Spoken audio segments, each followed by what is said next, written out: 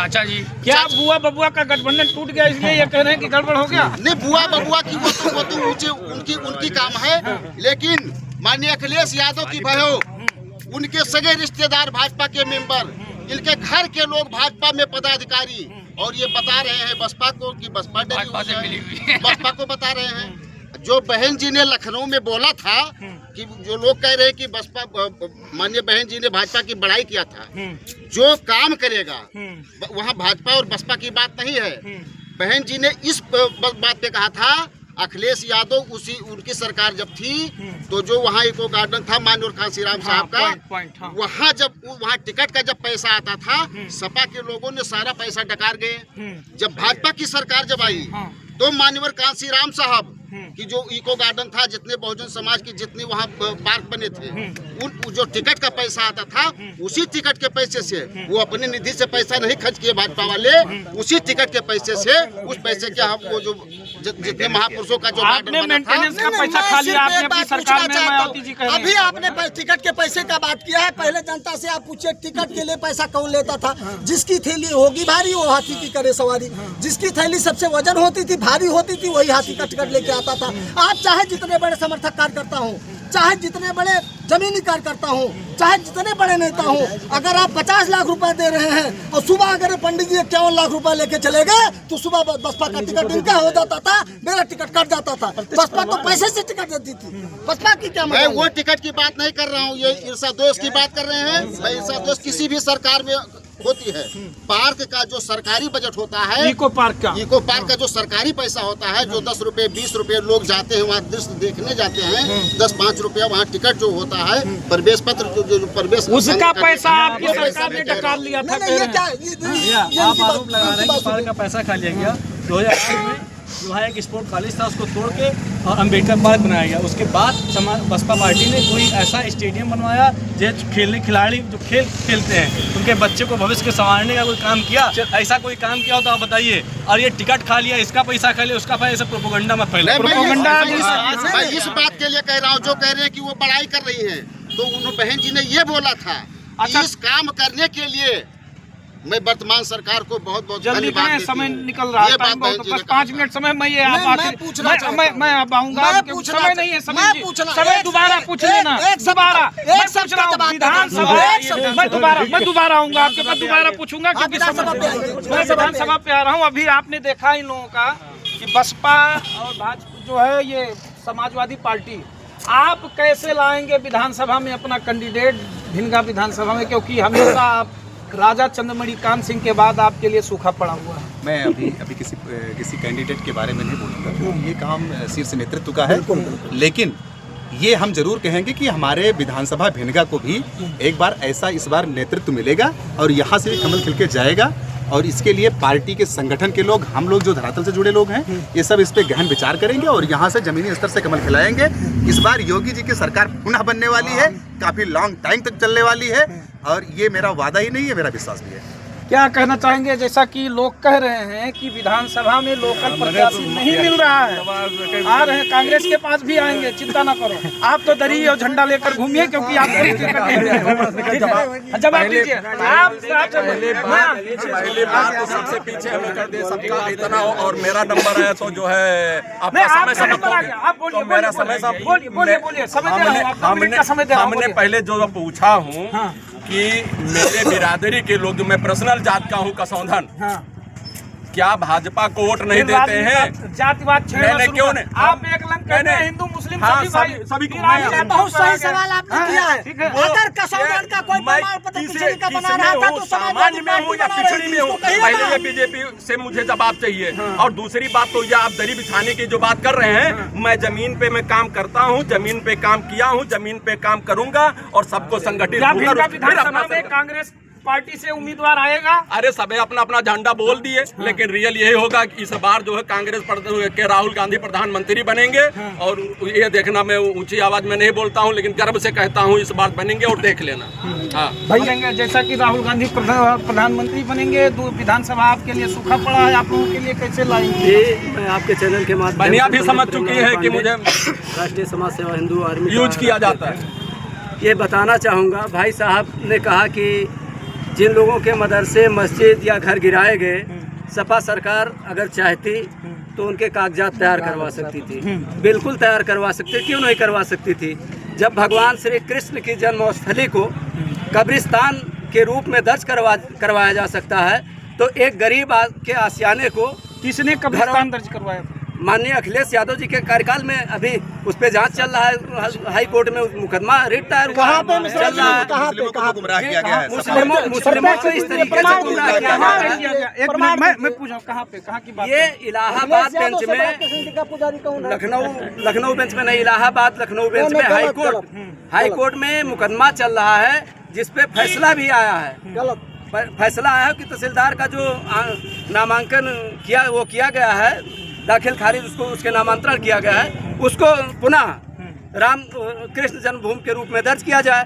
तो एक गरीब मुस्लिम या बहुजन हो या दलित हो या ब्राह्मण हो या ठाकुर हो या यादव जी हो, उनका आखिर कागज क्यों नहीं बन सकता है? समाजवादी पार्टी के लोग कागज बनवाने का कार्य करते हैं। इनके सांसद, इनके विधायक, इनके जिला अध्यक्ष महोदय जाते हैं, लेकिन उस जगह जाते हैं जैसे भी गिलौला में माननीय, सब आपको बोलने का मौका दिया, आप सबसे ज्यादा बोले, इनको भी बोलने दीजिए। गिलौला में माननीय उच्च न्यायालय खंडपीठ लखनऊ के द्वारा आदेश जारी होता है कि एक यादव जी कोई है, उनके घर को गिराया जाए। डीएम श्रावस्ती के द्वारा आदेश को उच्च अधिकारियों के द्वारा ये होता है कि पालन किया जाए, वहाँ गिराया जाता है।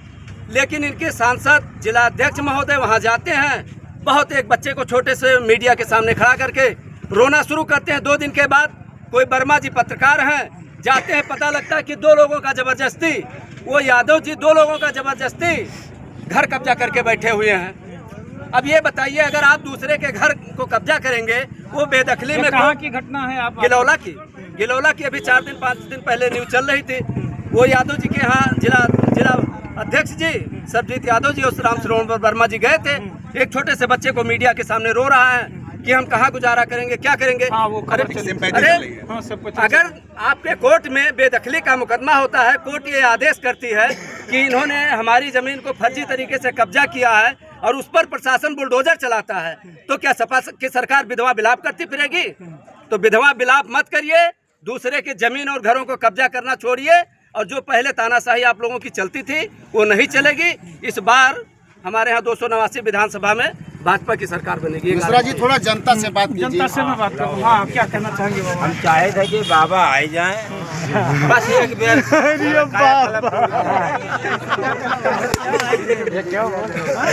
बाबा आए जाए, काय क्लब दो बाबा आई हैं, बाबा आई हैं, बोल दे भैया, बाबा कह रहे हैं। अबे हमारे लोगों के भैया यही है, मोदी जी साहब आए जाए, बाजार लोग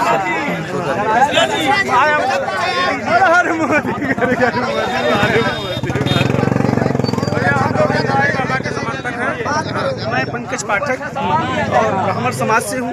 ब्राह्मण समाज इस बार 289 में और बार बार श्रीमती इंद्राणी वर्मा जी के साथ है, और उनके विकास को लेकर आप देख लीजिए, उनके कार्यों को लेकर अगर आप देख लीजिए तो सुबह आप जाइए उनके घर पे, सबसे ज्यादा माइनॉरिटी वर्ग के लोग वहाँ मिलेंगे विधायक जी के, और हर एक माइनॉरिटी का, हर एक मुस्लिम समाज का हमारे विधायक जी ने उद्धार किया है। आप गुलरा मदरसे को ले लीजिए, गुलरा मदरसे का कार्य माननीय विधायक जी ने किया, उद्धार किया। आज वहाँ 13 मुस्लिम नौकरी पाके बैठे हुए हैं, 1 लाख 1.5 लाख रुपए महीने कमा रहे हैं। रही बात जो कागज मजबूत कराने की बात भैया ने कही, वो गलत बात है। आप गलत तरीके से कब्जा करेंगे, गलत तो वो तो गिराया ही जाएगा। आप गुलरा मदरसे की बात करिए, 1 मिनट, आप गुलरा मदरसे की बात करिए जिसको विधायक जी ने सारा चढ़ दिया। आज वो मदरसे में 13 मास्टर साहब लोग बैठे हुए, मठीवा मदरसा है, उसको विधायक जी ने अपने कार्यकाल में। रही बात विकास की, तो विकास की मिश्रा जी बात ही न करें। आप अपना गाँव ले लीजिए, चैलाही रोड जो आपके गाँव में RCC बनाई गई, वो माननीय इंद्राणी वर्मा जी ने बनवाया। सिरसिया में ट्रांसफार्मर बड़ा लगाया गया, वो विधायक जी ने क्या नहीं कराया? गलियों वाला तो रोड नहीं बनवा है,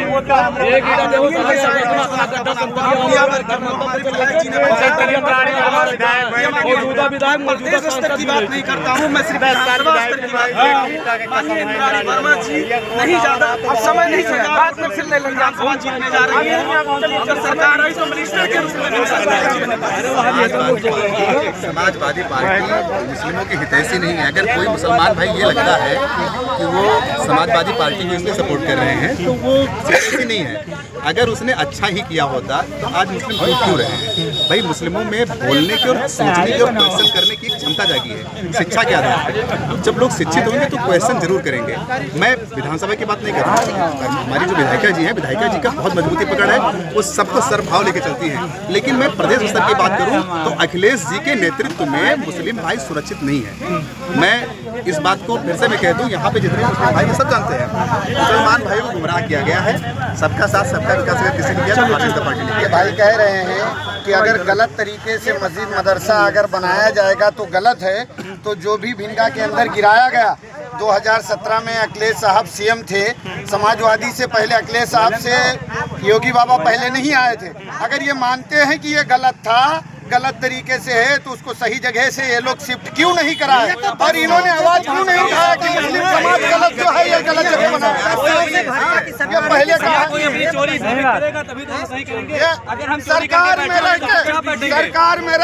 सरकार में रह के अगर कोई सरकार कहती है कि जब साबित करोगे तब करोगे, तो तुम्हें सरकार में रहने का अधिकार नहीं था, इसलिए जनता ने तुम्हें सरकार से हटाया। भारतीय जनता पार्टी है भाई, सरकार भाजपा की है कि सपा की है? अरे भाई कहीं नाराज नहीं है, अगर अभी हमारे भाई का अभी हमारे कांग्रेस के भाई कसौधन जी हैं, वो चिल्ला के कह रहे हैं कि हमको न पिछड़ी में जगह दिया गया, न सभा में जगह दिया गया, न एससी में जगह दिया गया। कसौधन भाई से पूछिए, अगर कई कसौधन खड़े हुए हैं, अगर समाजवादी पार्टी के अलावा कोई पार्टी इनको पिछड़ा वर्ग का वो सर्टिफिकेट दिया हो तो हमको ये बता दें, ये समाजवादी पार्टी को ही वोट करने जा रहे हैं क्योंकि पिछड़े वर्ग का। अरे आप कह रहे हैं इन्हीं के पटीदार, इन्हीं के रिश्तेदार भाई, वो राम सुहावन गुप्ता जी पिछड़ी जात से प्रधानी लड़े हैं, जो है बनते बैठे। हाँ तो कौन दिया? कसौधन से कसौधन पिछड़ी है तो मिला नहीं। वो क्यों चिल्ला रहे हैं? भाजपा ने क्यों नहीं मिला? भाजपा ने उसको खत्म कर दिया, मिला है, इन्हीं के घर के है। भाजपा ने उसको खत्म कर दिया है, अब भाजपा ने खत्म कर दिया। अगर खत्म रही बात में एक रही बात उनको भी दिया गया है। रही बात मुसलमान की, समाजवादी पार्टी के साथ ईसाई एससी, यहाँ एससी भी खड़े हैं, यहाँ ठाकुर भी खड़े हैं, यहाँ पंडित भी खड़े हैं। ये भाई मान रहे हैं कि अगर भाजपा ने गिराया है तो समाजवादी ने मजबूर किया है भाजपा को कि भाजपा जब गिराएगी तो मैं एक चीज एजेंडा खड़ा करूंगा, ये जो है बीजेपी अगर रहेगी तो ऐसे गिराते रहेगी, समाजवादी रहेगी तो नहीं